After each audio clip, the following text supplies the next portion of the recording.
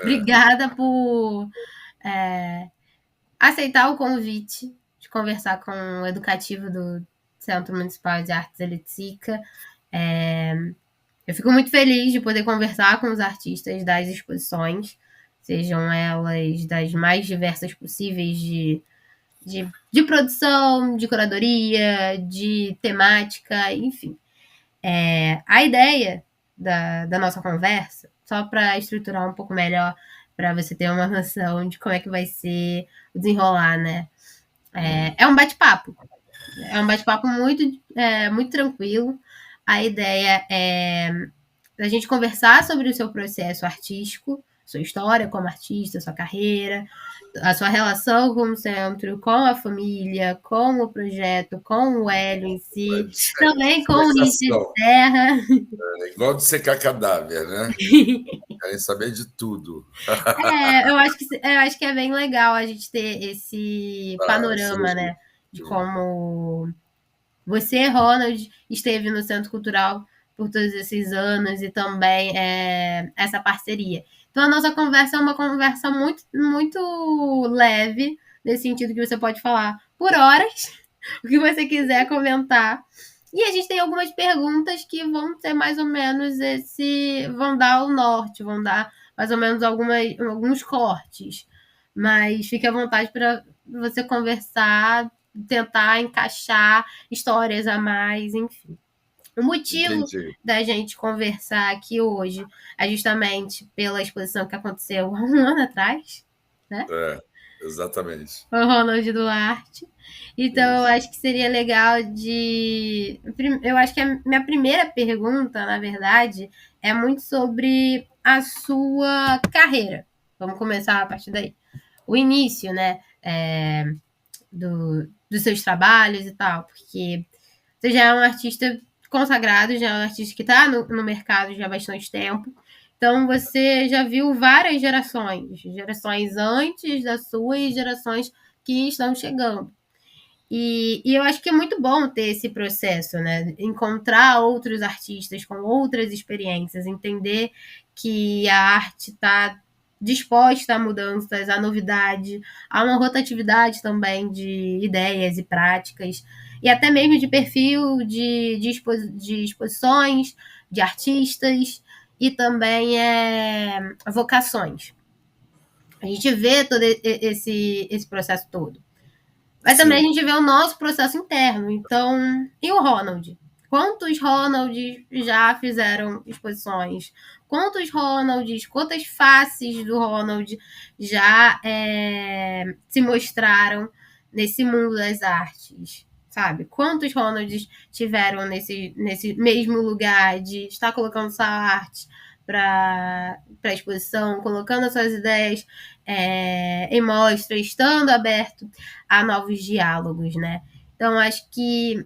Porque, assim, os artistas, geralmente, eles colocam as suas exposições, as suas produções, né? Em uma linha muito evolutiva, de começo, meio e fim.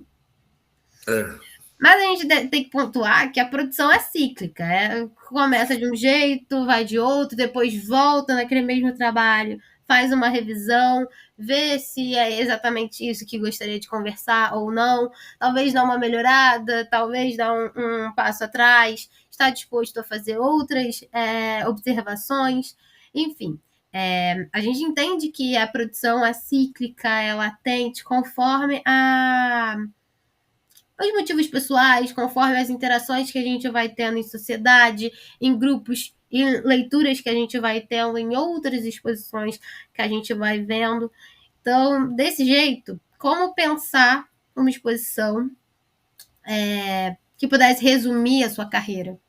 Eu acho que eu estou misturando duas perguntas, mas eu acho que elas casam um pouquinho. Já imagino o que você vai responder, como é que vai ser a sua resposta nessa questão de resumo, né, de retrospectivo. Então eu já me adianto um pouco que é impossível da gente resumir um artista, resumir uma história, dizer exatamente o seu início, meio e fim.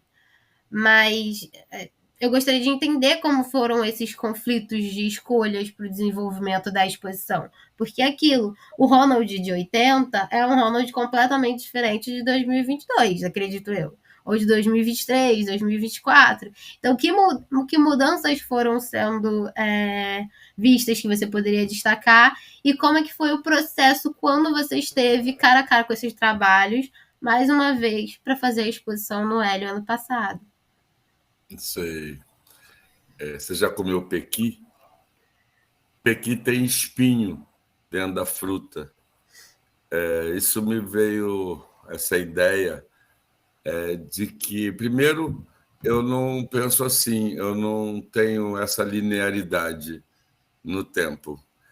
Segundo, que é claro, é didático, né? Você está criando uma metodologia para que a gente se encaixe nessa metodologia de início, meio e fim. Para mim é tudo empilhado, né? O tempo não é linear. Uhum. Ele pode ser até circular, me agrada mais. Mas eu vejo um circular empilhado, um monte de tempo em cima do outro, por isso eu tenho um certo relaxamento quando aconteceu ou deixou de acontecer alguma coisa. Eu não tenho muita noção de 10 anos, 5 anos, 2 anos, dias, essas noções desse tempo cronológico, meio que eu abandono essa forma de pensar. Então, eu estava até pensando, será que eu falo um monólogo sobre isso tudo que você está falando, ou eu respondo primeiro as perguntas que você tem, e dentro das respostas das perguntas, eu vou discursando um pouco isso que você deseja, né? Descobrir, porque realmente você já respondeu.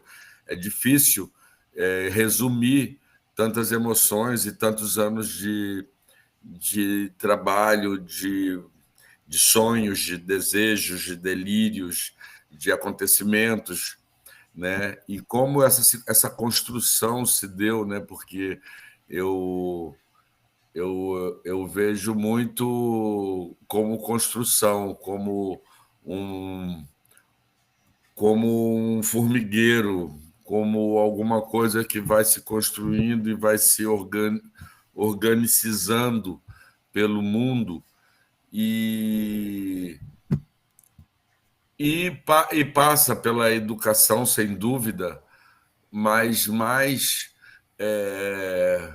pela busca de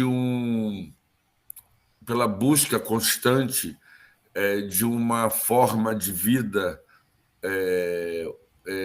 extremamente natural, tentando se desvencilhar de todas as amarrações do sistema social, das questões construídas.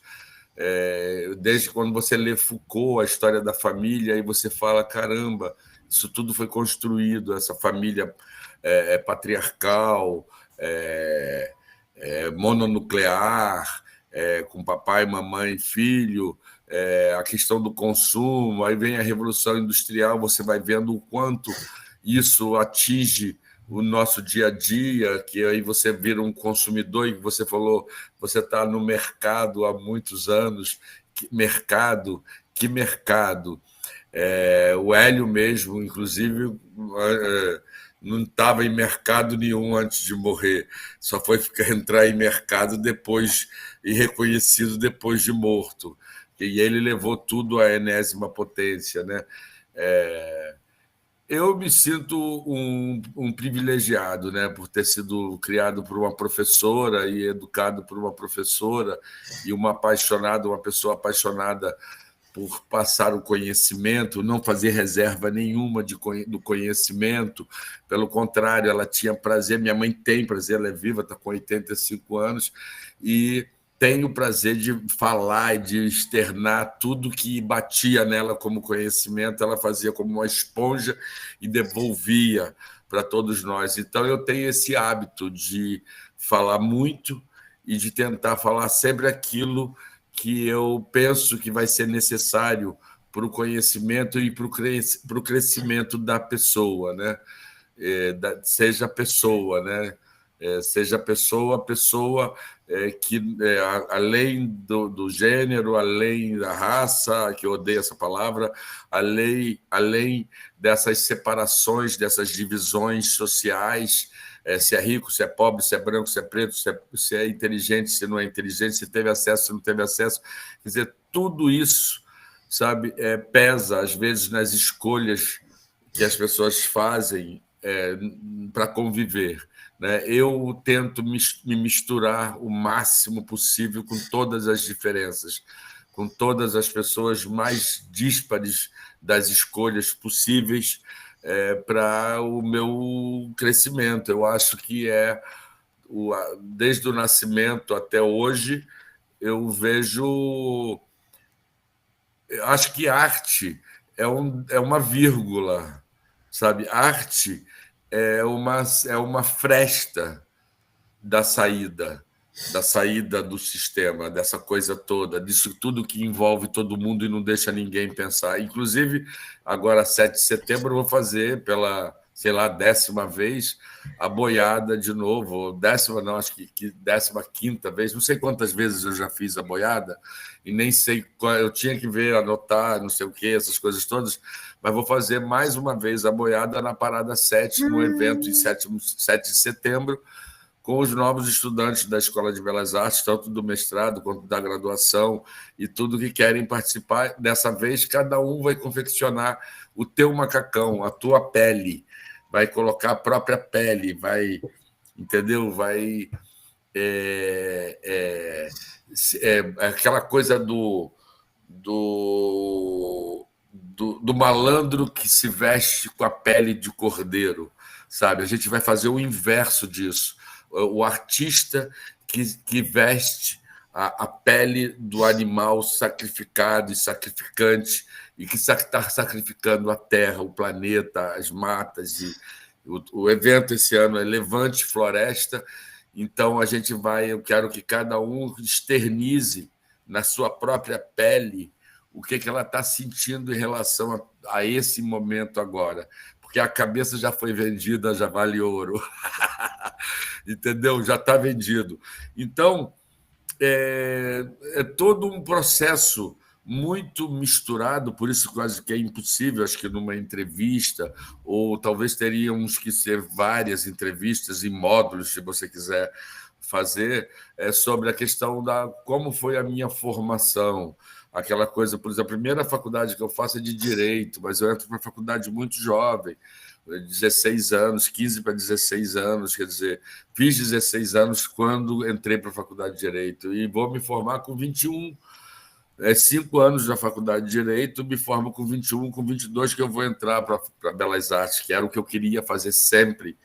Eu já sabia que eu já sabia que eu queria fazer arte, porque seria justamente essa fresta, essa saída, esse vão, né, entre alguma coisa, sabe, uma fresta, uma rachadura, que seria um escape. Eu acho que a arte ela é para muita gente a solução mesmo, porque ela não serve para nada, ela não te dá resposta nenhuma, mas ela preenche aquilo que o Estado, que o sistema, que a sociedade, que o status quo, aquele lugar do vivendi, de onde você vive, como você vive, que já está mapeado, capturado e já tem o seu quadrado, já tem o formato, e você é logo carimbada e tem uma identidade, tem um nome,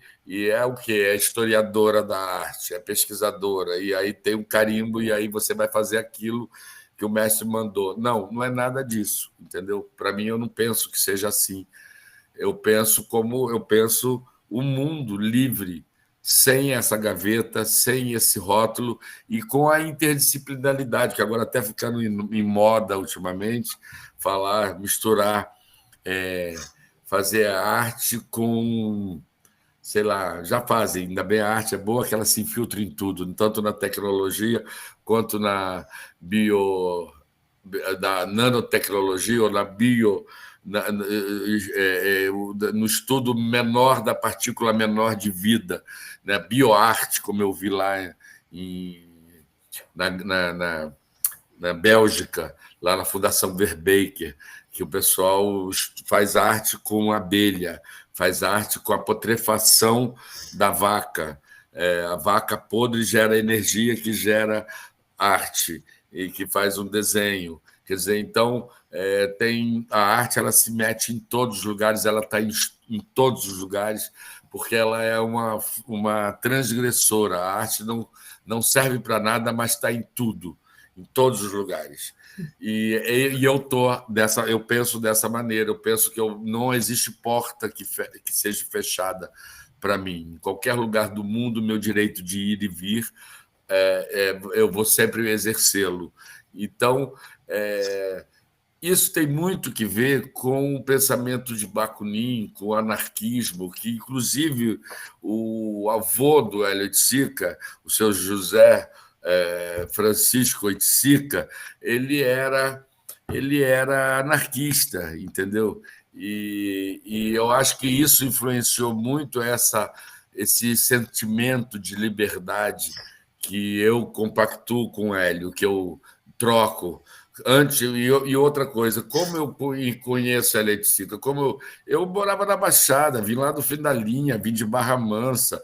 Hélio Oiticica estava aqui no meio na zona sul do Rio de Janeiro, nem centro, nem zona norte sabia quem era Hélio Oiticica, a não ser a Mangueira, porque é onde ele foi buscar, inclusive, a vida, porque ele sabia que naquela meio que ele estava eram capturas, capturas e capturas, entendeu? Então, é outro lugar que a gente tangencia, né? Quando a gente vê a questão periférica, a questão ao redor. O que está acontecendo ao redor daquilo que todo mundo valoriza? Está acontecendo na Tropicália, um exemplo, tá nas quebradas, que eu, inclusive, que resgatei para o projeto HO. Né? Resgatei através da minha amizade, meu afeto, minha relação afetiva com Lores Machado, que foi uma grande fotógrafa de Hélio Oiticica. E Lores Machado, minha querida, participou de uma exposição grande que eu produzi e organizei em Brasília, com Lígia Pape, que é outra magnífica pessoa, que foi quem me apresentou, inclusive o Hélio Oiticica, de perto e de visceralidade, e de quanto ele era obstinado, o quanto ele... Eu estudei o Hélio Oiticica antes de muita gente pensar em Hélio Oiticica, antes dele ser... Até porque, quando o Paulo Sérgio Duarte até que me chama para ver o prédio da UFRJ que vai dar origem ao Centro de Arte Hélio Oiticica. Eu fui nesse prédio do Centro de Arte Hélio Oiticica quando ele era ainda da UFRJ, antes de ser feito o acordo que foi ideia de Paulo Sérgio Duarte de criar esse espaço, fazer o acordo entre a prefeitura e a UFRJ para o imóvel ser cedido e assim a prefeitura conseguir construir o centro, entendeu? E também conheci muito, quer dizer, convivi com Lígia Pape, né, que foi a pessoa que mais falava de Hélio quase todo dia, toda hora, e falava de vários trabalhos, de vários, como ele criou vários trabalhos, ou como eles conversavam, né, sobre obra. E eu caí de paraquedas com Lígia Pape. Ela foi ser minha professora na Escola de Belas Artes, e quando ela foi ser minha professora, quer dizer, eu me inscrevi na criação da Forma 2 com ela, mas não sabia que ela era Lígia Pape, que tinha participado de movimento neoconcreto, que era, inclusive, uma excelente programadora visual, criando várias marcas famosas que muita gente nem pensa que foi ela quem fez tanto a marca da Piraquê, quanto a marca do Man, quanto a marca da... várias marcas que ela... aquele mandacaru vermelho do Nelson Pereira dos Santos, toda a programação visual, toda a parte visual do filme, foi ela quem produziu. Então, quer dizer, ela é uma artista plural, né? Uma pessoa que passeava, vamos dizer assim, em várias linguagens. E ela também me deu essa liberdade de eu poder passear em várias linguagens, não ficar preso. Ah, eu sou o quê? Pintor. Ah, eu sou o quê? Escultor. Ah, eu sou o quê? Então, a minha linguagem é a linguagem do meu desejo, da minha ação. A minha técnica é aquela que eu desenvolvo, como o próprio Hélio me ensinou. Quando ele vai fazer os bólides dele, ele vai criar as técnicas dele. Quando ele vai fazer os meta-esquemas, tudo ele quer dizer. O meta-esquema, os primeiros são guaches sobre papel e tudo, mas quando ele vai para o espaço, ele vai criar o espaço dele, entendeu? Então a gente se tangencia também. Os meus planares que estavam naquela exposição tem muito que ver com os bilaterais, tem muito que ver com o núcleo, né? Com os trabalhos do Hélio, que eu, pesquisando e estudando, claro, eu tive influência direta, né? Do Hélio, e até na época que eu fazia Belas Artes, um professor me criticava, rindo, dizendo: ah, ele quer ser Hélio Oiticica. Pô, quem dera, entendeu? Mas sou Ronald Duarte, estou aqui, sabe? Então, toda essa relação, o mais maravilhoso disso tudo é o afeto, sabe? Porque, por exemplo, eu amo de paixão uma pessoa, a mãe do Cezinha Oiticica Filho, chamada Roberta Salgado. Ela é uma pessoa doce, uma pessoa maravilhosa, uma pessoa super atenciosa, uma pessoa que te respeita, que te ouve, que fala quando você sabe, ela te dá uns toques sensacionais, uma poetisa. Eu tenho o livro dela, tenho, quer dizer, todos os textos da instalação da Tropicália, os poemas e tudo, são ela que escreveu, entendeu? E poucas pessoas sabem disso, sabe? E quando eu a conheço, quem me apresenta foi Lígia Pape, que levou ela no meu ateliê, cara. Olha que legal.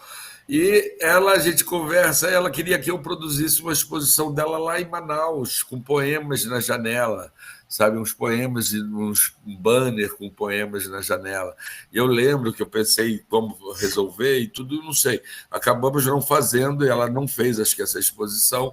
Até hoje a gente, às vezes, quando se encontra, ainda fala disso, porque ela se mudou de Manaus vindo para o Rio de Janeiro, quando o Cezinha Oiticica também vem e tudo. Eu sou apresentado ao Cezinha, que era um menino, ele é bem mais jovem que eu, e aí essa relação também de amizade, de afeto, nasce aí. Então, conhecer o Cláudio, que eu adoro, o Cláudio Oiticica, que dança pra caramba, que é muito maneiro, o tio do Cezinha, o Cezão, o pai dele também, que eu gosto muito. Quer dizer, então, conviver com a família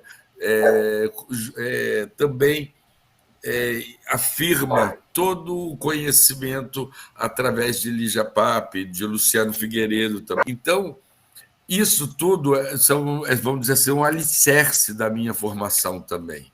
É a estrutura, quer dizer, eu tive o privilégio, fui um agraciado de conhecer essas pessoas através da Escola de Belas Artes e depois com o ateliê, que vem também do nada, quer dizer, o Mário Fraga, que é o outro filho do Clementino Fraga Filho, que dá nome ao Hospital Universitário da UFRJ, que é um super pintor, muito meu amigo.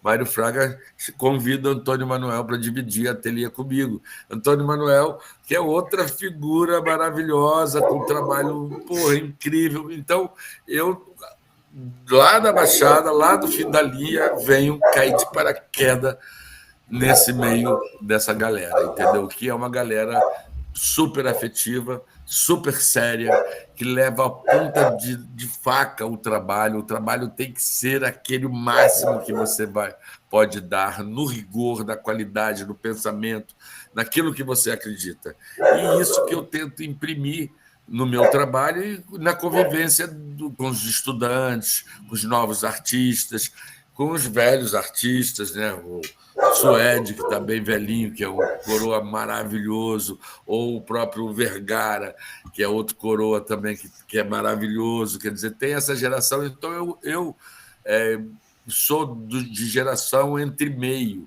Eu não fui da geração do Hélio nem do Antônio e nem dessa garotada jovem. Então, eu regulo 10 anos mais novo Então fiquei no meio dessa história. Então também é bom que é um espaço que eu pude me afirmar e construir minha linguagem, construir todo o meu discurso, que é aquilo que me afeta diretamente no dia a dia, entendeu? Que eu coloco diretamente no trabalho como se fosse uma resposta imediata, porque eu sempre digo que o meu trabalho ele tenta, desculpa, né? Mas vai doer, mas é enfiar o dedo na ferida do zeitgeist, do momento agora, do espírito do tempo, que existe uma pulsão constante do instante agora.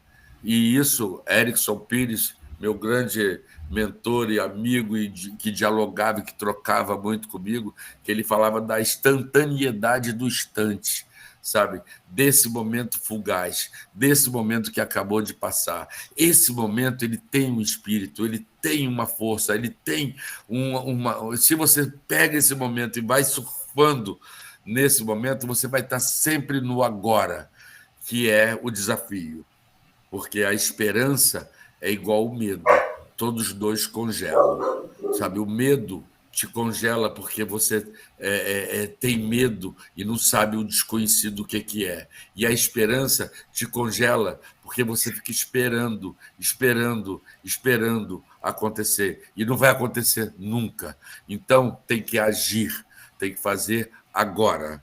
Entendeu? E acho que o Hélio viveu isso intensamente também, porque o projeto dele era instantâneo, era constante. Ele não parava de produzir, ele não parava de escrever, ele não parava de pensar, ele não para, como eu também não paro, eu leio as coisas dele. Então, agora que eu estou lendo as cartas que a Tânia Rivera organizou, nossa, É eu um livro recomendo. sensacional.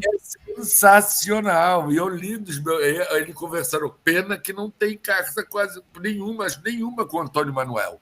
E até perguntei ao Antônio: será que vai ser um livro separado, as cartas do Antônio Manuel, que é meu parceiro, que eu queria. Tem cartas que o Ali Salomão cita o Antônio Manuel, a Lígia cita o Antônio Manuel. Eu vou levar a carta para o Antônio Manuel, mas não tem. Aí até pensei, vou ter que perguntar a Tânia Rivera: será que vai sair um livro especial? Cartas do Elliot Sica, igual aquele da Lígia Clark com ele, pode Sim, sair um de Antônio Manuel, que o Antônio tem, acho que tem, 28 tem muitas. cartas. Dentro do projeto, dentro do site do projeto, tem algumas, eu já cheguei a ler. Exatamente. Então, pegar esse livro agora do que a Tânia, esse último, e ler é um deleite, é uma maravilha. Você volta no tempo, como eu li todas as cartas que ele passou para Lígia Clark, aquele vermelhinho, aquele livrinho vermelhinho pequenininho.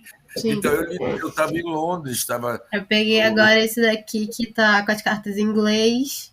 Sim, Esse sei é qual o, é. é o mais recente. Então, eu li em Londres, não, Liverpool. Em Liverpool, na Tate Gallery de Liverpool, lá no Albert Duke, que é um puta espaço, eu fiquei hospedado lá e fiquei lendo os livros, as cartas do Hélio com a Lígia Clark, que é um curso de arte contemporânea, de pensar o momento agora, o que eles estavam vivendo, como eles falavam do momento, do instante agora, daquilo que eles estavam vivendo.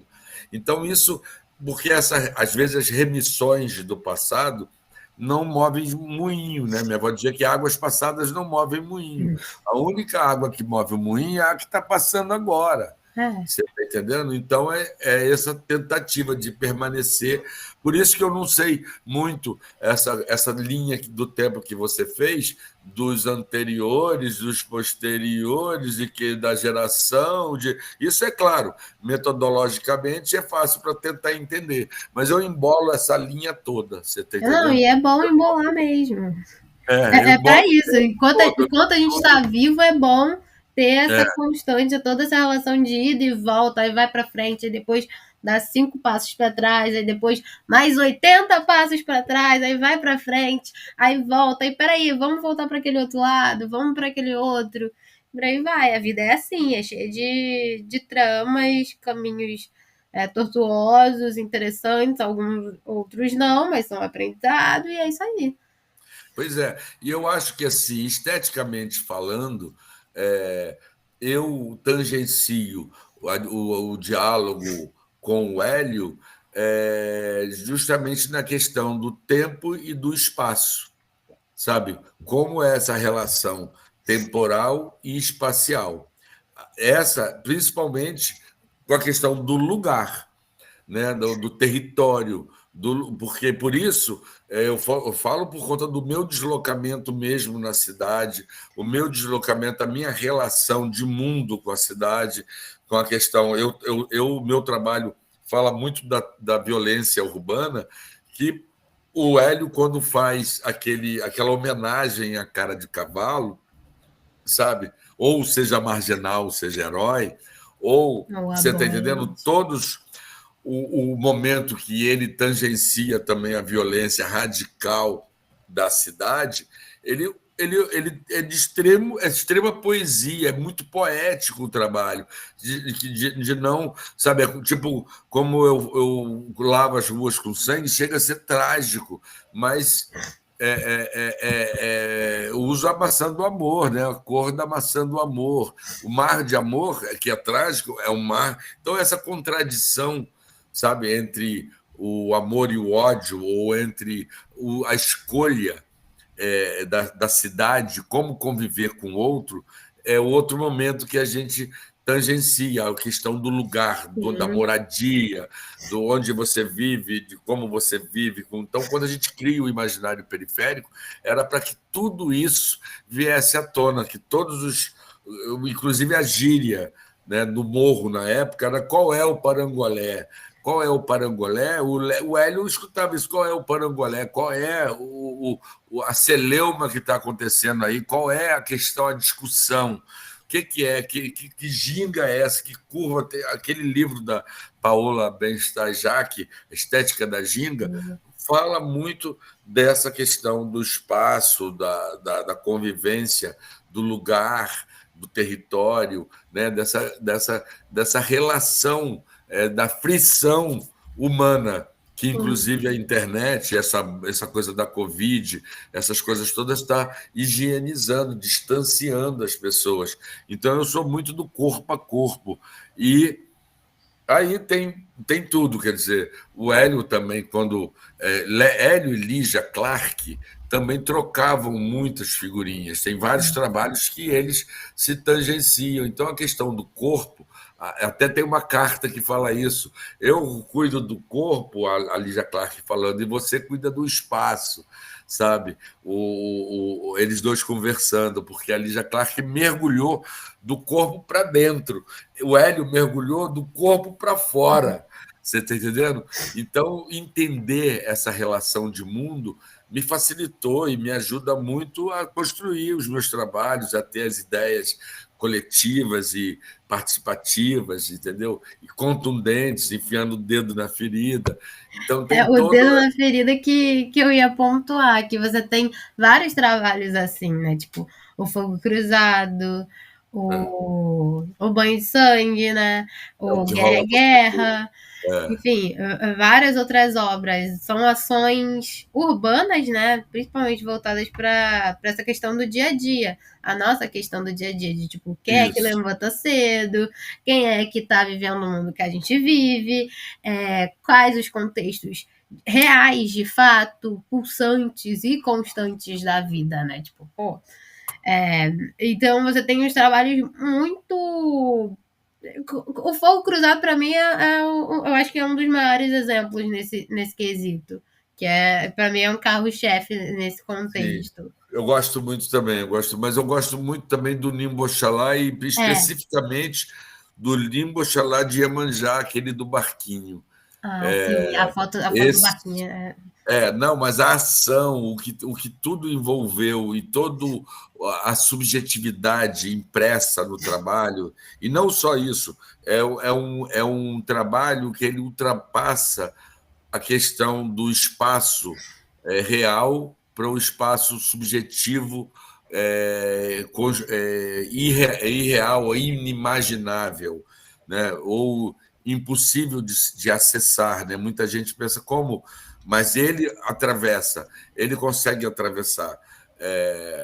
Ele entra num outro espaço de tempo e espaço, sabe? O Nimbo Oxalá do Barquinho, porque ele vai dialogar com os deuses da natureza que entenderam a conversa, que entenderam a linguagem, sabe? Então, ele tem uma força própria que eu mesmo me surpreendo, sabe? Porque acho que cada trabalho, inclusive, ele ganha corpo e ganha identidade, e ganha autonomia, sabe? Eu li um dia desse uma tese de doutorado de uma menina na Bahia que falava sobre o Nimbo Oxalá e citou o Nimbo Oxalá do Parque Lage, e que tem 40 pessoas e não 20, e que foi um dos maiores que eu fiz e mais demorado, e que criou tipo um cogumelo circular aberto e que se expandiu em vez de condensar, ele foi se expandindo, foi abrindo. E ela fala do tempo circular, e ela foi para dentro da ideia do tempo circular, que eu nunca tinha pensado que o trabalho falava disso, e de repente, quando ela foi falando, o trabalho foi me ensinando, sabe? Então, o trabalho ele vai num crescente, ele vai caminhando Ele não sozinho. pertence a você mais, nesse Não, sentido. ele já está no mundo, o mundo Ah, inteiro parece que é uma linguagem que fala todas as línguas, é outro ordem. Eu estava tentando achar aqui antes, que eu queria pensar por isso, por conta do texto do Hélio, que me impressionou muito, que é ao suprassensorial. O primeiro texto, que está no Aspiro Grande Labirinto, e está no catálogo dele também, o primeiro. sim. Esse texto ele é fundamental para entender o que eu estou falando, para esse outro espaço que a arte habita e que nos alimenta, e nos responde, e dá o feedback. E dá o feedback para outra pessoa que vai emburacar e que vai estudar o trabalho e que vai ver que o trabalho tem muito mais informação do que a minha van filosofia, você está entendendo? Que eu sou só um aparelho, um instrumento para que a arte aconteça. A arte ela tem autonomia, ela tem vida própria, sabe? Isso é fantástico, conversar. E o Hélio sabia disso. E aí a gente pode conversar, você está entendendo? Com o mundo todo. E é muito. O Cildo Meirelles fala disso também, da autonomia da arte, que quando o trabalho sai de você e começa a ele mesmo trabalhar sozinho, sabe? Ele vai embora. Isso é muito chocante, sabe? E eu acho sensacional quando isso pode ser mensurado também dentro de um centro cultural, de um museu. Quando a gente recebe obras, a gente recebe propostas e o espaço, com todos os seus problemas, ele está ali fazendo esse convite. O convite da obra, o convite do artista, o convite da exposição em si, desse contexto, e o convite do próprio visitante. Então, É, como eu estou nessa linha de frente, esse contato com o público maior, eu venho vendo essa relação. E todo dia eu tenho uma informação nova que eu acho primordial. Eu não fico, a gente não fica na fala do artista. Então, a sim, gente fica com a fala do público, que do o público trabalho. do trabalho É, e a reverberação dele. Então, é muito interessante ver quando a gente tem uma visita mediada com turmas. A gente fez com o quinto ano com a sua. hum, Porque eu fiquei muito cansada. Esse quinto ano realmente me cansou, porque eu adorei a turma. Foi da Escola Municipal Tiradentes. Eles foram os amores, os meninos foram sensacionais. Mas eu sei. fiquei, tipo, muito cansada de muitas informações que eles me deram. São crianças do contexto do central, então, inúmeras questões financeiras sendo colocadas em jogo, inúmeras questões sociais, culturais, de acesso, né, Sim, aos equipamentos culturais, deles serem vizinhos nossos, e como eles leram os seus trabalhos e se divertiram muito. Eles tiraram esse dia como um dia de diversão. sim, que bom, que bom, que bom. Hum. Eu acho que a arte não só diverte, não. Ela faz pensar, ela cria interrogações sem respostas, sabe? Ela cria dúvidas, que eu acho fantástico quando cria dúvidas, porque a pessoa vai martelar aquilo na cabeça durante muito tempo. Então, toda essa parte, além dos cinco sentidos da razão, além do que a pessoa vê, além do que ela toca, além do que ela sente o cheiro, além daquilo que ela ouve, existem outros canais de conversa do sensível. Por isso porque o Hélio só vai criar o Éden depois do suprassensorial, dele escreveu o suprassensorial é de 69, de 1969. E ele tem esse feedback por conta do branco sobre branco do Malevich, lá do movimento construtivista russo, entendeu? Porque, inclusive, numa das cartas, ele fala de uma observação que os esquimós têm 193 brancos. Os esquimós têm 193 brancos diferentes.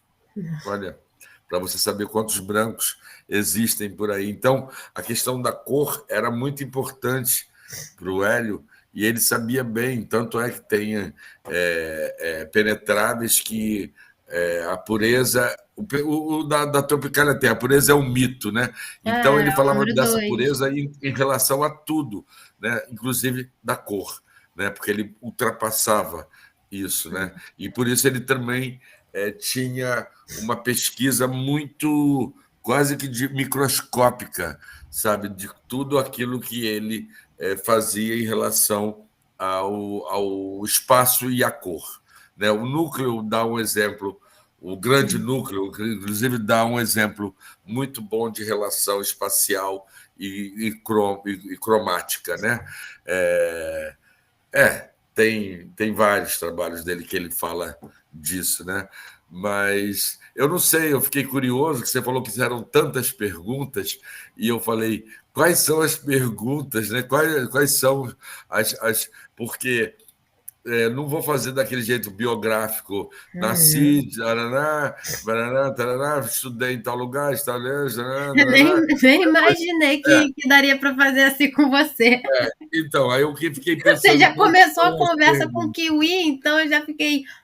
Peraí, deixa eu entrar no modo Ronald Duarte. Eu fiquei até com receio de responder. Eu falei, Kiwi, como assim? Peraí, vamos voltar do início. Fiquei quase 10 É, minutos perguntando o negócio, aí você me pergunta de Kiwi, mas eu não, mas não foi adorei. kiwi, não. Você não conhece, é pequi. Ah, Pequi, tá, entendi Kiwi, viu? Pequi você nunca comeu pequi, porque o pequi, por isso eu tentei uma coisa que eu achei que você não conhecia, É. entendeu? Porque eu tô aí o tempo todo que eu estou falando com você, eu fico pensando no paralelo aqui do desconhecido, de tudo que eu sei, e estou pensando no que eu não sei, entendeu? Para falar. Tudo que eu sei para falar e o que eu não sei. Então, por isso, eu te perguntei se você já comeu pequi, porque o pequi, Entendi o Kiwi. caroço do pequi, ele. Você já comeu cajá? Cajá você deve comer. Comeu cajá Cajá, manga? não. Nunca comeu cajá? Não. O cajá tem um caroço parecido com o do pequi, só que os espinhos do cajá são molinhos. Então você são fiapentos, são molinhos. E o espinho do pequi é como ouriço, são agulhas, fura a boca. Se você der uma mordida, você fura a boca toda como se estivesse mordendo o ouriço, entendeu? Então eu falei do desconhecido para você, porque certa vez eu dei oficina sobre o improvável, o impreciso e o impossível, entendeu? E que a gente pode pensar o impossível e a gente pode pensar o improvável. E a gente sabe, isso aí é por conta do que você não, que você vê, que você sente, mas você não pega. Tem muita coisa que você sente, pega, mas não vê. E aí a gente pode fazer exercícios dessas questões do sentido, entendeu? Então, quando o Hélio cria o Éden, ele cria para experimentar os sentidos, sabe? Quando você pisa num espaço com areia, quando você pisa num espaço com pedras, quando você entra com um lugar que parece um ninho, que inclusive ele vai dar o nome de ninho, você entra num outro lugar que tem uma cama, mas tem uns véus que você não vê o depois. Quer dizer, experimentar o Éden e entrar nos ninhos e conviver com os boles de cama, isso está eu estou num vídeo, eu estou num livro da Funarte, se eu não me engano, com aquela primeira exposição que foi, acho que Paulo Sérgio Duarte, Lígia Clark era viva, eu fui algemado a Lígia Clark com Caminhando, está no livro, eu fui algemado na Lígia Clark, foi quando ela fez o corpo coletivo, eu participo do corpo coletivo da Lígia Clark, da baba antropofágica, isso tudo no Paço Imperial. E quem produziu isso foi Glória Ferreira, que fez a produção. E eu estou nesse livro da Funarte, dessa exposição, uma foto minha, garoto ainda. Então eu já convivia e já entrava nesse meio a partir do momento que eu mudo da Baixada Fluminense para Vila Isabel, e de Vila Isabel que vou para Laranjeiras, entendeu? Mas eu morava em Vila Isabel nessa época dessa exposição, que eu não me engano, acho que foi 82, 84, não, 82, 84. Acho que foi 84, 1984, no Paço Imperial, 84 ou 85, se eu não me engano. Essa exposição da O Lígia Passo Clark, ela foi mais ou viva. menos na época que o Passo estava começando, né?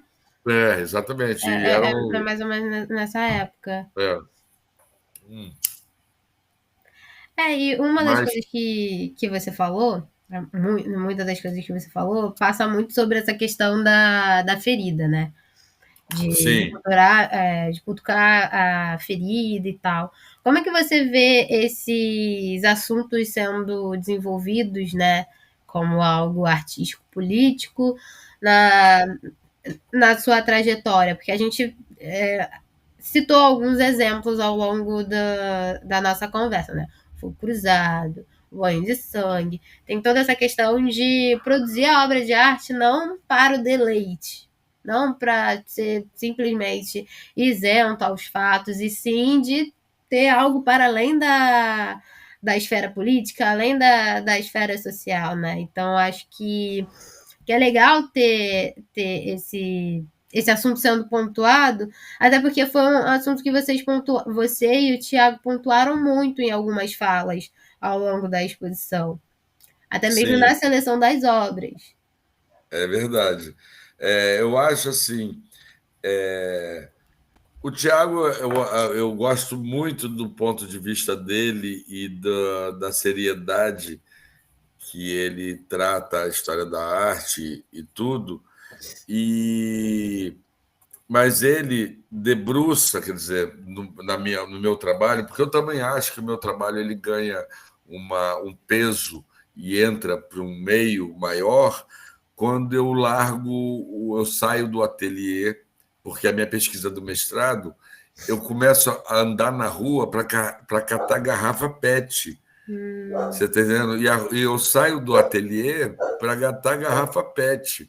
E quando na rua eu começo a ver a violência, começo a ver as questões todas, quando eu chego em casa, meu filho era recém-nascido e eu estava com ele de carrinho de bebê andando por Santa Teresa, que eu ainda chamava que era bebê cross por causa dos paralelepípedos que fazia igual motocross, o carrinho de bebê. Eu chego de manhãzinha, eu saio para passear com ele 5 e meia, 6 horas do dia, clareando, para dar um descanso para minha mulher descansar, porque ele era bebezinho. E quando eu voltei do passeio, devia ser às 7h30, 8 horas da manhã, tinha uma pessoa morta no meu portão com uma poça de sangue enorme. E eu fiquei apavorado e tapei os olhos dele e passei direto e liguei para casa e falei com a minha mulher que estava acontecendo. E logo depois veio a Colurbe com aquele jato d'água e lavou a mancha toda do chão, o rabecão levou o corpo. Então, isso foi uma cena da cidade assim, muito chocante, né? E eu falava, porra, eu tinha que gritar, por isso chama o que rola, você vê, o sangue que rola o morro abaixo e ninguém vê. Todo dia se mata gente assim e faz essa poça de sangue e lava-se e passou. Você está entendendo? Quer dizer, não parece que ninguém pode ver. Então eu queria exacerbar E isso. aí um artista vê e é aquilo, né? De nós artistas, a gente não pode ficar em silêncio, ou até mesmo só foi mais uma coisa corriqueira, normal do dia a dia, isso aí, vida que segue. Mas eu acredito que isso seja um projeto Sim, político com certeza. da sociedade, do poder, do sistema, para que ou você se torne uma pessoa sem sentimento, porque você fica cascudo de tanto ver, a mídia te bombardeia e tudo, mas quando você vê na porta da tua casa, muito próximo de você, Não tem como. parece que aquele encanto não valeu. Então você fala, caralho, eu estou vivo e eu preciso gritar para o mundo e falar para o mundo que ninguém vê, entendeu? E não só isso, como as operações aqui no Morro da Coroa com helicópteros. Eu vou fazer o choque de monstro, o choque de. Não, aquele é o peito de aço, o peito de aço da série Guerra é Guerra, que aí eu crio uma série, né? Isso no ano de 1999, eu crio a série Guerra é Guerra. A série Guerra é Guerra, ela é como, não sei se você já leu, Os 12 Trabalhos de Hércules. É um livro que na minha adolescência e tudo, todo mundo lia e que mostrava como vencer as 12 batalhas, sabe? E para mim, eu pensei em 12 trabalhos que eu pudesse falar da batalha do dia a dia, da violência urbana do dia a dia. Então, eu cheguei a desenhar um mapa, mais ou menos, de cada trabalho. Então, é um morro, como se fosse assim, derretido por um glacê. Em cima, só esse glacê do morro é vermelho. E esse é o desenho, sabe assim, bem escorrendo, como se fosse um bolo. E em cima como se fosse a vela do bolo, tem vários fuzis que soltam fogos, mas são traçantes. Aí eu fiz o trabalho de traçantes, entendeu? Tem a operação dos helicópteros que estão em cima atirando e eles outros de baixo atirando para cima e o helicóptero atirando para baixo, que é o peito de aço, que inclusive foi um funk que fala do funk proibidão, que fala quando o helicóptero foi abalroado e o helicóptero da polícia foi derrubado e pegou fogo e tudo. Então, eu fui sempre mesclando o som do funk com as ações, dessa coisa, dessa proximidade que eu tenho, que eu estou aqui do lado do Morro da Coroa, eu vejo isso tudo. Então, esse dia a dia meu foi todo para cima desse desenho da série Guerra é Guerra. Então, a série Guerra é Guerra ela é composta. E o Nimbo Oxalá, ele não só é um cogumelo atômico, como ele é uma nuvem de Oxalá, como se fosse um bilhete que vai subir aos céus, né, para falar no céu a conversa, um papo reto. Por isso que passa por dentro dessa subjetividade. Não gosto de falar religiosa, porque eu não vejo como religião, eu vejo como quântico, eu vejo como quanta, eu vejo como o bater de asas da borboleta no Brasil, que vai criar um maremoto no Japão, sabe? Que eu vejo como ações quânticos, sabe? Ações urbanas quânticas, e por isso ela tangencia esse outro lugar subjetivo onde na minha ideia, na minha cabeça, moram os orixás, que é a energia viva da natureza. Então, eu não chamo de religião, que Mãe Beata, minha mãe de santo mesmo, me ensinou que candomblé, isso que a gente faz, não é religião, porque religião é religar aquilo que eu perdi. eu nunca perdi, eu nunca me desliguei. Você está entendendo? Eu sempre estou ligado, Sempre sabe? tá Estou ligado ligado mesmo. direto. E como eu estou ligado, não tem religado, tá? Só está ligado. Então, meus deuses, nossos deuses são vivos. Todos os meus deuses estão vivos. Ninguém morreu na cruz.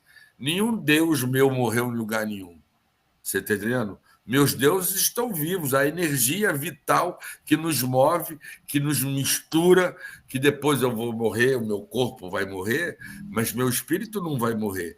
E o meu corpo vai morrer e vai se misturar na terra. O bicho vai comer e vai ficar feliz de comer um pedaço de mim, vai ser legal. Olha, comi um pedaço do Ronald, entendeu? Então, tem toda essa coisa cíclica, sabe? Essa coisa redonda que me dá vontade de viver, que eu acho que é a eternidade, quer dizer, que é viver eternamente. Por isso é preciso marcar a presença aqui bastante para todo mundo saber que a gente sabe que a gente está vivo, entendeu? Que ninguém tenha dúvida de que eu estou vivo e que eu vou estar vivo sempre, você está entendendo? E como Lígia Pape está viva, sabe? O corpo dela morreu, mas Lígia Pape está viva, está vivíssima, entendeu? Está ensinando muita gente o trabalho que ela deixou. Posso falar vários, entendeu? Que ela deixou e que ensina muita gente. Pega a Roda dos Prazeres, pega, sabe, o It Me, que é um vídeo maravilhoso, ou pega, tem vários, O Homem em Sua Bainha, que ninguém conhece, que é um trabalho lindo da Lígia Pape, que é um vídeo que é uma delícia, porque fala do nascimento e da morte, da vida e morte, sabe? E muita gente não sabe que existe essa videografia dela. Acho que, inclusive, eu sou um entusiasmado, já conheço a família toda da Lígia Pape, e conheço bem Cristina e conheço bem Paula, e estou combinando com a Paula, e ela já falou que conta comigo e eu quero estar junto daqui em 97 de Japap, dia 7 de abril de 2027. Caramba, quase fui lá em 1997. Mas ela nasceu em 1927. 7 de abril de 1927. Em 2027, vamos fazer 100 anos de Lígia Pape. Sim. Tem Entendeu? que ter Então, eu faço questão uma de exposição, comemorar, é um evento exaltar a gigantesco. existência dessa pessoa magnífica que me ensinou muito, que me apresentou Hélio Oiticica. Quem me apresentou Hélio Oiticica foi Lígia Pape, sabe? Que é o outro que está vivo, que está sempre trabalhando, que está Eu sempre aí sempre mexendo, falo. sabe? Dando força para a gente continuar e me instigando o Cezinha. Cezinha sabe o quanto ele instiga para a gente continuar fazendo mil coisas. Então, como eu acredito nisso tudo, a gente está além do bem e do mal. Nossa vida não é Fla-Flu. Nossa vida é Fla-Flu, América, Vasco, Botafogo, sabe, Nova Iguaçu, Palmeiras, Madureira, Bangu, sabe, todos os times possíveis. Então, nossos deuses são plurais, são vários deuses, sabe? Todos cuidam de toda, sabe, igual o Gandula pega a bola, sabe? Tem vários deuses segurando a onda e pegando a bola, Sim, entendeu? eu falo isso sempre para os visitantes, é uma fala recorrente minha, que o Hélio, artista, está vivo. Enquanto as obras dele ainda estão por aqui, enquanto há um pinguinho de esperança dentro de todos nós no desenvolvimento artístico, onde a gente fala sobre corpo, onde a gente fala sobre música, onde a gente fala sobre cor, onde a gente fala sobre ambiente, a gente está falando de Hélio. Isso. O artista, quer dizer, a pessoa, infelizmente, se foi em 80. Eu não Porque tive a todo mundo vai possibilidade de morrer, né? Olha que conhecê-lo delícia. em corpo, mas isso não reduz. Muito pelo contrário. Nada, pelo contrário. Né? Pelo contrário, eu acho De vez em que quando eu ainda acho que eu encontro ele no centro. Algumas decisões ali eu olho, isso tem. Sempre eu falo, é o Hélio, gente. Pode ter então. certeza, é o Hélio. Eu sempre falo isso. Às vezes eu falo brincando, mas às vezes eu falo, tipo, não, é real. Essas decisões só podem ter sido. Essas ações desencadeadas só pode ter sido ele. Alguma resposta, alguma. A gente tem que fazer alguma leitura sobre isso. Sim. Existe um ditado espanhol que elas brujas zai, que elas zai, lazai. Ou seja, as bruxas existem, e que elas existem, existem. Entendeu? Então, eu acho que existe um outro lugar junto com esse lugar que poucas pessoas sabem que é fato. E muita gente fala, é maluco, não, nada prova nada, né? Então, eu trabalho com o improvável, com aquilo que não precisa ser provado. Eu simplesmente trabalho, simplesmente faço o que é impossível, improvável e impreciso. Ele Entendeu? te toca, ele me toca, ele toca o outro, de inúmeras maneiras, mas há esse toque. E o Sim, toque sim, claro. não é no sentido tátil, de a minha pele encosta a sua. Não, o tato ele transcende isso. Com certeza. É teletátil. E uma das coisas que você falou, quer dizer, desde o começo a gente está falando sobre cíclico, sobre círculo, sobre bola. Isso, E isso. outro círculo muito famoso dentro do Centro Cultural é o Richard Serra, as bolotas pretas. Então, Os ronds, o Rio Road. round. Então, É, tem toda uma outra face, né?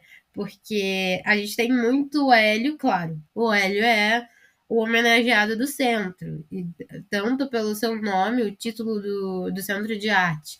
Mas a gente também tem outro rosto, outro artista super importantíssimo, que infelizmente se foi é. esse ano, e que está lá e que está sendo exaltado também dentro do espaço. E você participou desse processo? Sim, trabalhei, fiz tudo quase junto com ele e com o Alan, né, que era o assistente Você fez dele essa primeira norte-americano. parte em 97, né? E Isso, depois isso. o restauro em 2013, 14, se eu Sim, não me engano. sim, exatamente. Eu fiz, e foi, tem um tempo aí, tem mais de 20 anos, eu acho, né? 17, não, 97, sim. 97 vai fazer, tem quantos anos? Tem, agora, faltam 3, então tem 17 anos. Há 17 anos atrás que eu fiz o Rio Round, a exposição foi Vandia Clabin. Vandia Clabin que me convidou e vou te apresentar o Serra e perguntando se eu toparia ser assistente dele. Pô, claro que eu toparia. E pensando que o cara era um cara, porque me falaram, ó, ele é brucutu, ele é muito bronco e tudo. Eu pensei que o cara é um cara agressivo, mas que nada. Um cara super doce, um cara genial, um sábio, um sábio e um cara que se preocupava com a questão do espaço, como eu te falei, que é outro momento também que o Hélio tangencia Sim. por conta da questão. E ele ali ele explicou como é que era ali mesmo no rounds esse da entrada, é como se fosse um furo e como se você pudesse meter um cano ali, sabe o que é? Esse buraco ele também é uma passagem, sabe? E também é uma bola, porque quando eles estavam sendo feitos dentro do centro, ele pegou eu até, a Vandinha Clabin não me perdoa, porque está até no livro dele uma foto do guardanapo que ele bota na mesa para explicar como ele criou o round. Então, ele pega um guardanapo como se fossem as paredes do centro e falou: jogue uma bola aqui na mesa, a bola bate aqui, quica onde? Quica lá. Então, lá é a outra, a gente desenhava. Joga outra bola aqui, vai quicar onde? Lá a gente. E se a gente jogar no chão, bate no teto. Então, assim a gente foi descobrindo os Demais. lugares dos rounds, que os outros ficavam em outras paredes que depois nós tivemos que desmontar. E durante o processo, a gente ficou errado e eu cheguei a fazer um inteiro errado. E ele falou: não, tá errado, a gente tem que apagar.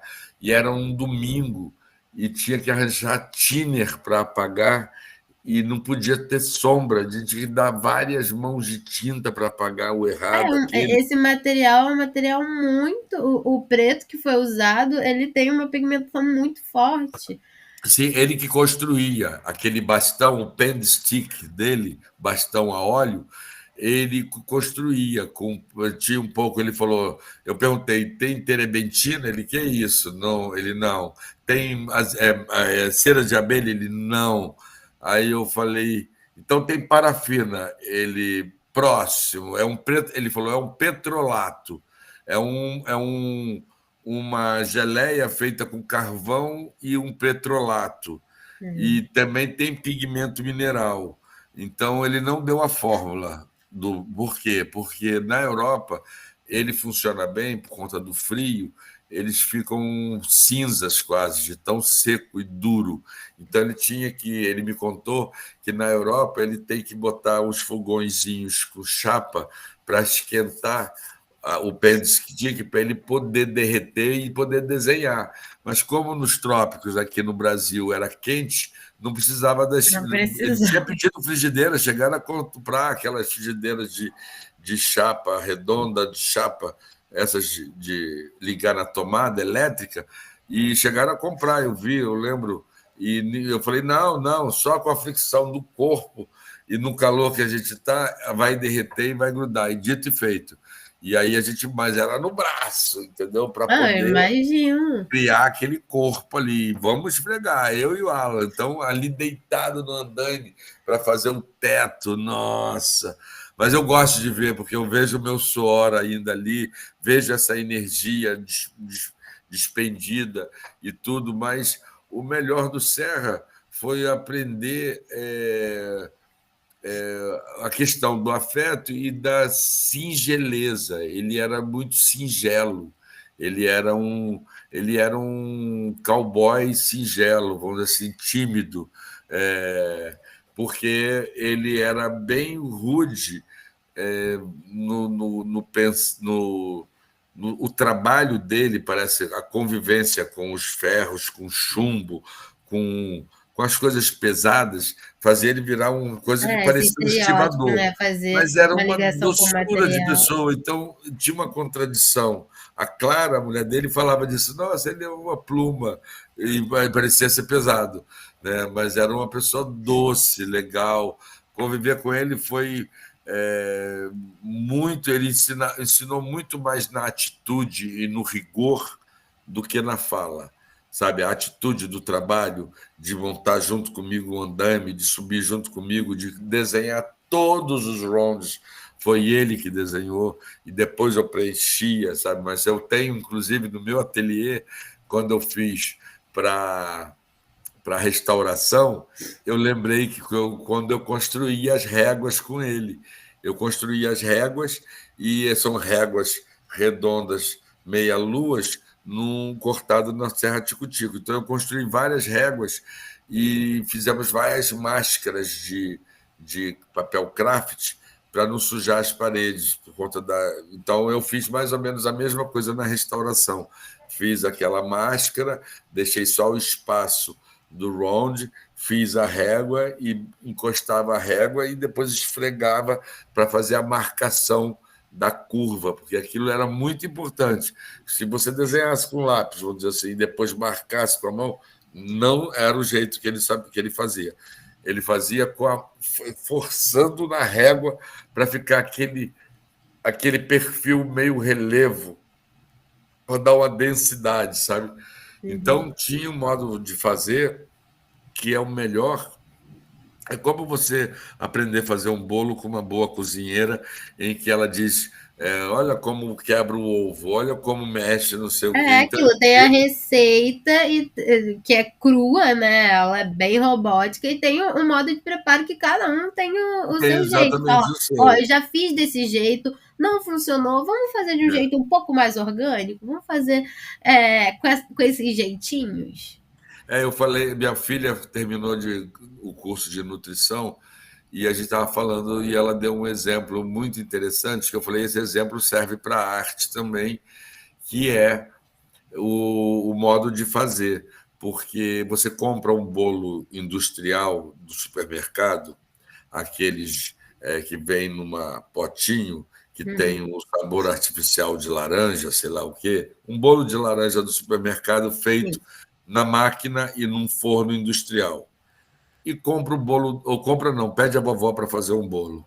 O bolo da vovó é o bolo da vovó. O bolo industrial não tem essa personalidade, você está entendendo? Então, o modo de fazer é a personalidade do artista ali. Então, ele queria que eu fizesse, que eu imprimisse, que eu colocasse uma energia próxima daquela força dele, como ele fazia, daquele jeito. Então, quando eu pegava o ritmo e fazia, ele aplaudia, ele vibrava, sabe? Ele vibrava. Então, e essa interação, essa ligação, sabe, foi sensacional, sabe? Foi sensacional por isso, pelo exemplo do rigor do modo de fazer, sabe? E é fantástico. Fora tudo que está por trás disso, entendeu? Fora toda a subjetividade e o interesse de ganhar esse espaço, de dialogar. Eu tive outra experiência, não sei se você está na sua pergunta ou não, com o Luciano Fabro. Você pesquisou isso? Você viu isso? Não, eu tô lendo alguns catálogos ainda do HO, mas o dele eu ainda não dei Pois uma é, olhada, não. uma experiência que foi fantástica, eu tenho até foto aqui, né? O meu filho era de colo, também na mesma época, Vandinha não, dessa vez foi Glória Ferreira, que me convida para trabalhar com um dos fundadores da arte povera italiana, Sim.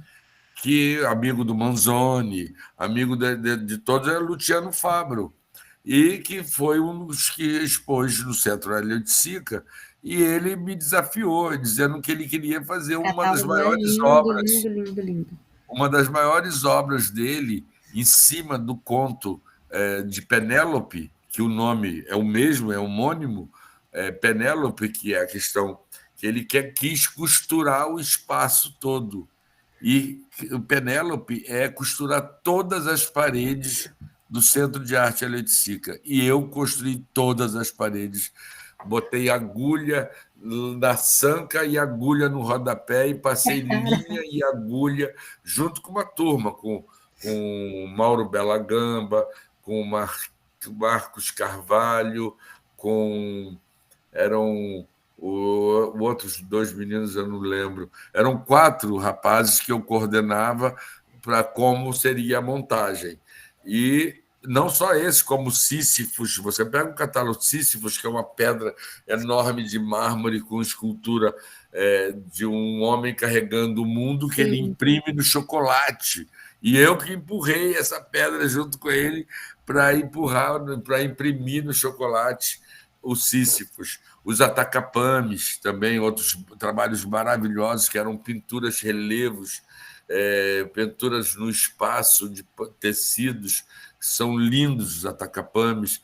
Então, conviveu. Eu fiz uma feijoada na minha casa, ele quis conhecer a favela, o Morro da Coroa. Eu fui lá, falei com o chefe do morro que eu tinha uns gringos querendo conhecer a favela, os caras vieram e fizeram Cicerone para eles. Então, isso, quem participou disso foi Edson Barros, de Pernambuco, Shang Xixai, chinesa, e minha amiga e artista também, que tem um trabalho maravilhoso, também estava nessa caminhada com o Luciano Fabro. Glória Ferreira, que já se foi, também estava nessa caminhada.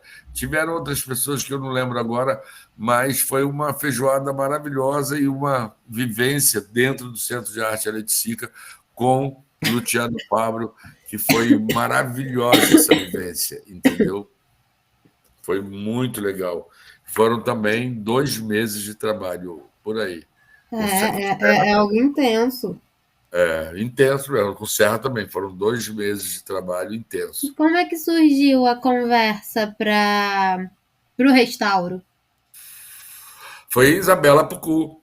Isabela Pucu, porque você sabe como é que são as gestões municipais, estaduais e federais no Brasil. Quando muda o presidente, muda tudo, e um quer dizer que o projeto do outro não era tão bom, que eu preciso fazer um projeto novo, então eu vou suplantar, vou apagar esse aqui para fazer um novo. E assim, um dos diretores do centro, na época não muito feliz da política do Rio de Janeiro, resolveu que o prefeito mandou apagar essa bobagem, e aí pintaram de branco o trabalho do Serra. A sorte foi Wandinha Klabin, que, na época, quando acabou a exposição do Serra, que a gente foi desmontar tudo, ela disse para ficarem os rounds na entrada e aquele do salão do segundo andar, que estava Sim, fechado, tapado, com um drywall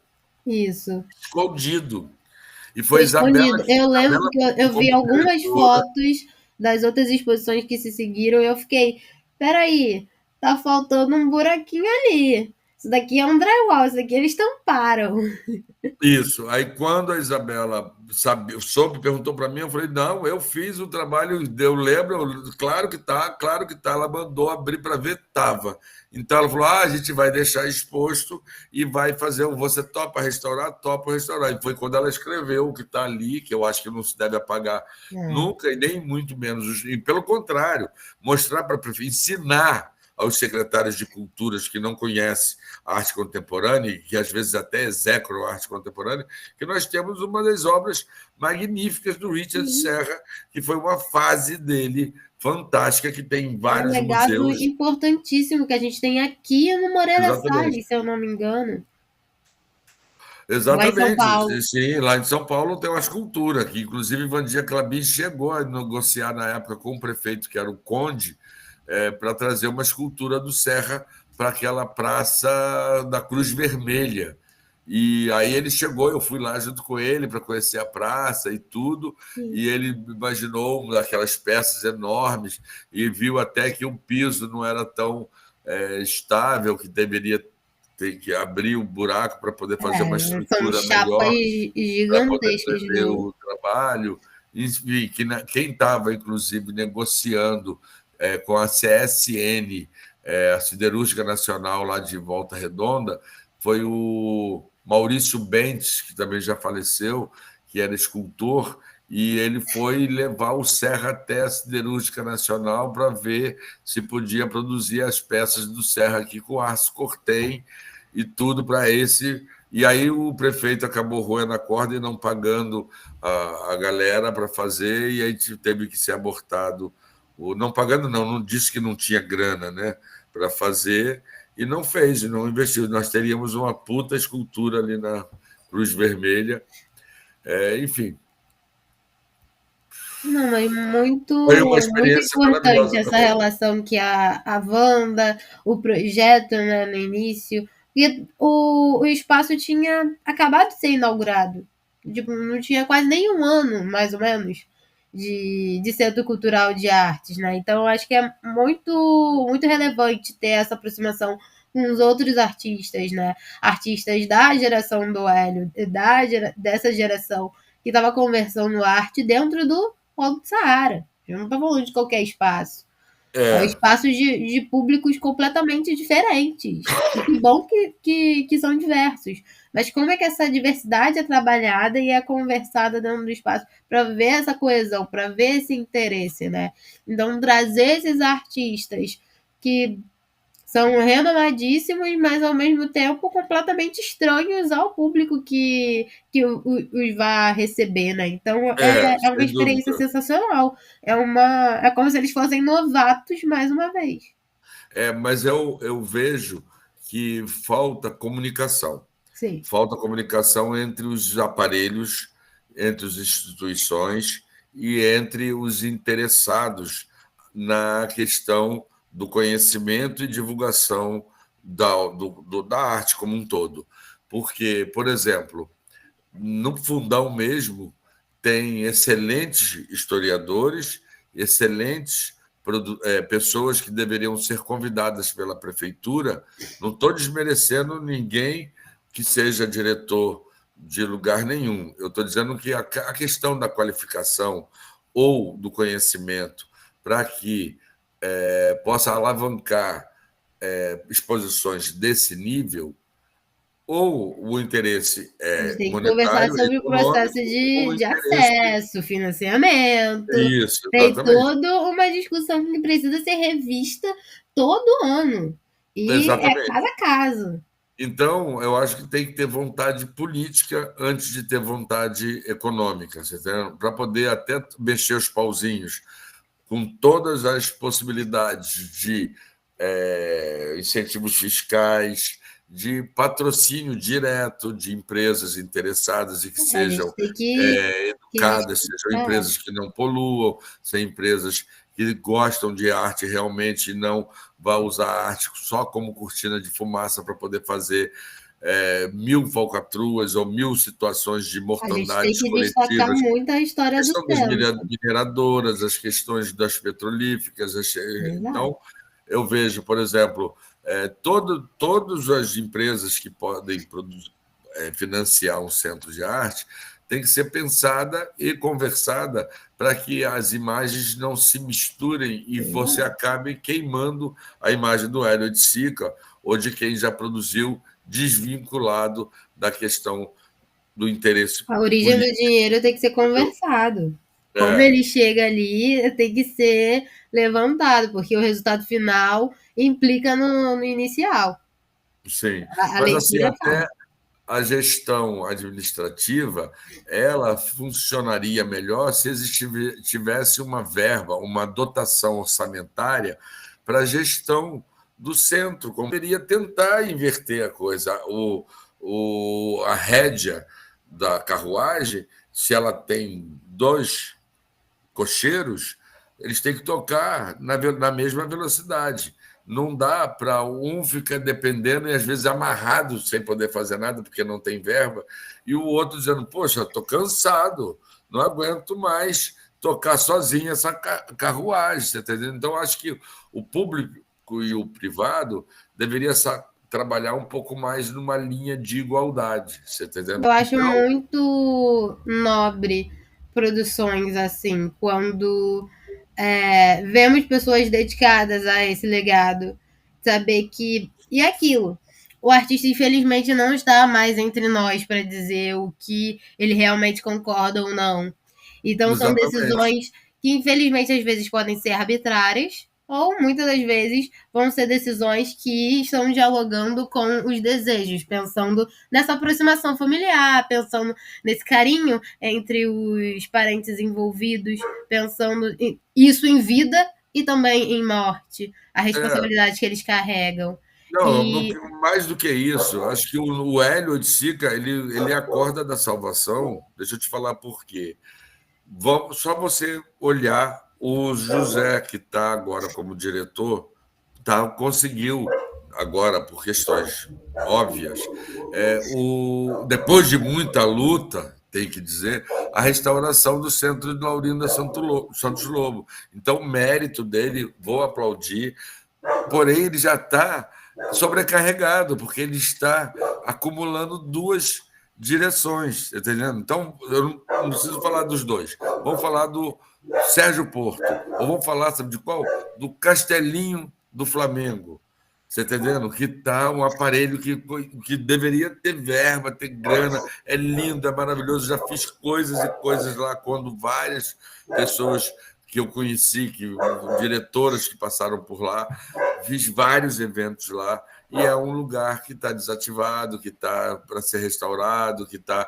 Então, a prefeitura nunca foi projeto da prefeitura a área cultural e dos aparelhos culturais que a prefeitura tem.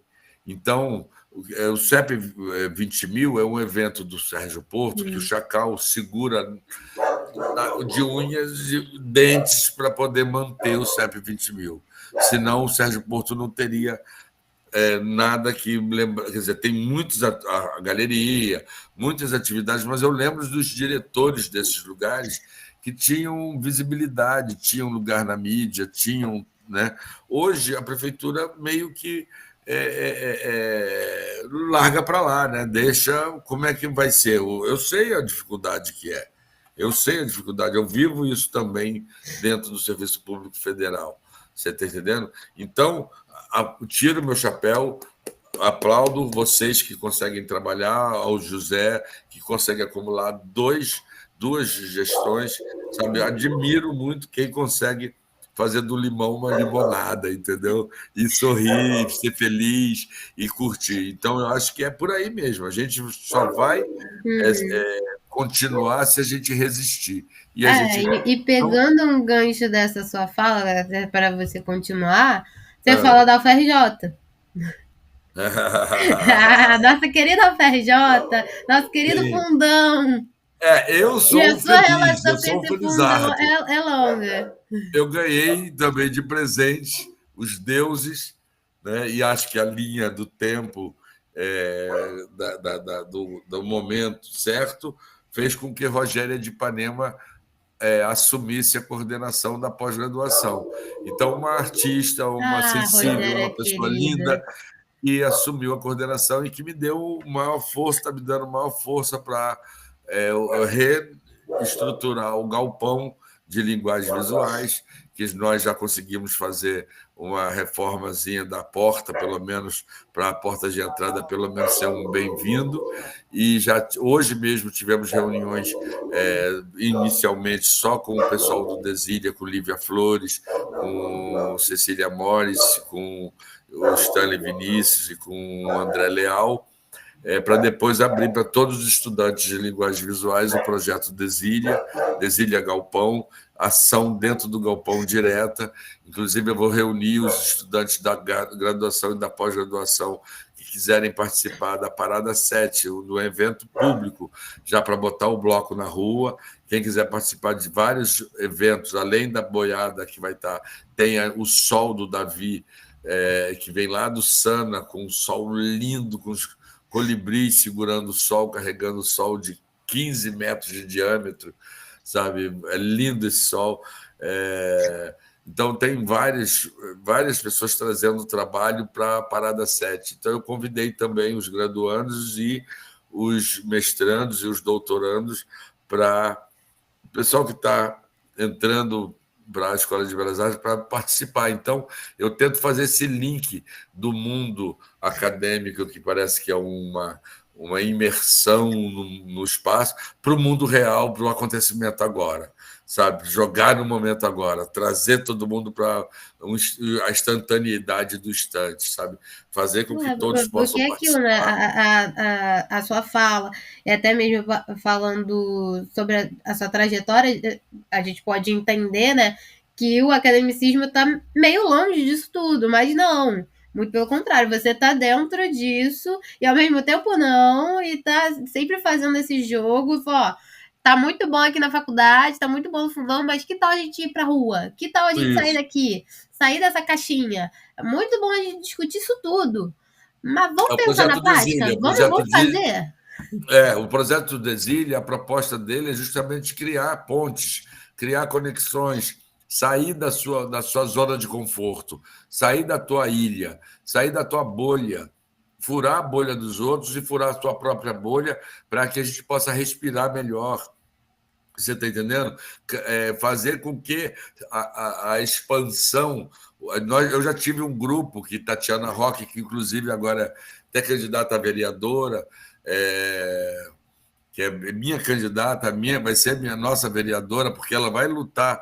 Inclusive, ela conseguiu que o Eduardo Paes vá fazer uma reforma agora no IFIX e, sabe, a pedido dela, que ela foi professora, ela foi a secretária de Ciência e Tecnologia do Eduardo Paes, entendeu? Uma professora de matemática da UFRJ, professora de cálculo, filósofa. Certa vez criamos um grupo chamado Resistência Radial, que era justamente dessa questão de irradiar, de abrir o leque, de contaminar, de criar pontes, de fazer conexões, Não entendeu? podemos ficar esgotados à rotina, ficar esgotados a essa nossa bolinha. Porque aquilo, quando a gente não, não tem mais Eu acho que é interesse, menos do que esgotado, é essa novidade, limitado. esse cheirinho de Né? Acho que não novo. é esgotado, é limitado. Esgotado é É, quando termina, mas a gente não tem que ficar limitado à nossa bolha, é. limitado ao nosso espaço, limitado ao aquilo que você acredita. Eu estou dentro estou confortável. Não, então vamos mexer nisso aí. vamos ver se está mesmo. É mais ou menos assim. Se a gente tá Então, na rotina, ferrou, pronto. Pode fechar o caixão, isso daí, vai para frente, vamos pro próximo. não, mas muita gente almeja isso. Eu respeito também. Eu acho que cada um o seu cada um. A gente tem que É, respeitar, né? E acho que devemos não só respeitar, como desenvolver na prática esse respeito, porque muita gente às vezes fala e não respeita. Então, eu acho que a diferença é fundamental. Tem uma frase emblemática do Hélio que é: da diversidade vivemos, sim. entendeu? E se a gente não tiver essa diversidade, a gente não vai construir nada, a gente vai ficar repetindo, entendeu? Sempre repetindo, sempre fazendo o que o mestre mandou, entendeu? E aí não dá. Eu acho que tem que subverter, tem que fazer um levante, tem que a questão da insurreição é isso, é quando cai a ficha. Epa, estou parado demais aqui, acreditando na mesma coisa e não saio do lugar. Como é que eu saio do lugar? Vira a mesa, entendeu? É isso. Ah.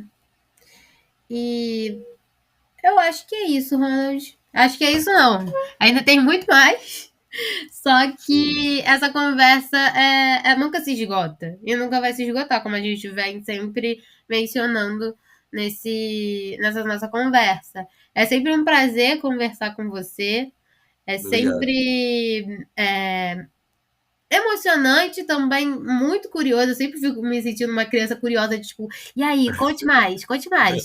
Das pessoas que eu nunca conheci, mas, quer dizer, conheci como pessoa, né? Mas conheço muito o trabalho dos que vocês mencionou.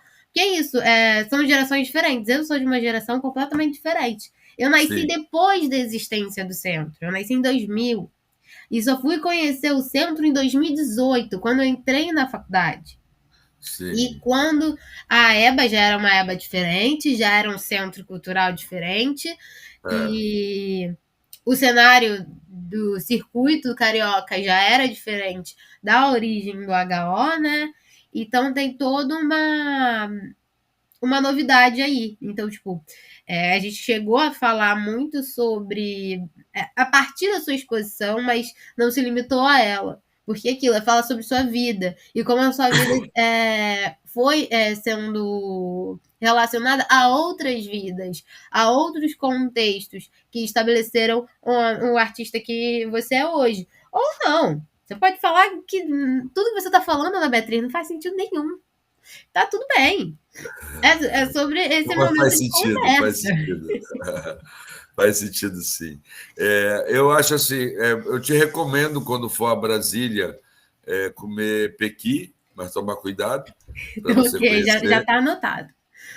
e, e procurar conhecer o desconhecido, e procurar Sim. saber como é que.